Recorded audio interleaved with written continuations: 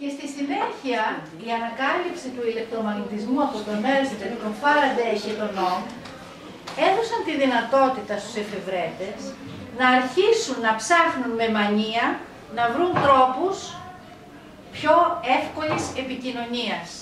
Πρώτα λοιπόν ανακάλυψαν τρόπους να στέλνουν τα μηνύματα μακριά και το κορυφαίο σύστημα ήταν ο τηλέγραφος Morse και στη συνέχεια ανακάλυψαν τρόπους να στέλνουν τη φωνή μακριά, γιατί αυτό ήταν πολύ πιο δύσκολο. Ο τηλέγραφος Morse λοιπόν που βλέπουμε εδώ μια μικρογραφία, τι ήταν? Ήταν ένα ηλεκτρικό κύκλωμα με πομπό και δέκτη. Φανταστείτε να είναι ο πομπός στην Αθήνα και ο δέκτης στην Πάτρα. Πατώντας λοιπόν εδώ,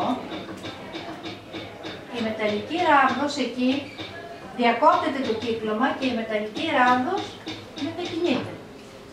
Ο Morse έφτιαξε και μία αλφάβητο, τα σήματα Morse, τα έχετε ακούσει?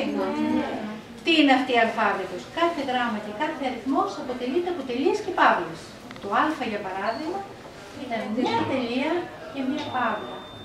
Τι διαφορετικό έχει τελεία από την παύλα? Η τελεία είναι μικρή διάρκεια, είναι παύλα διαρκή. Μπράβο. Λοιπόν, έτσι στέλνονταν τα μηνύματα.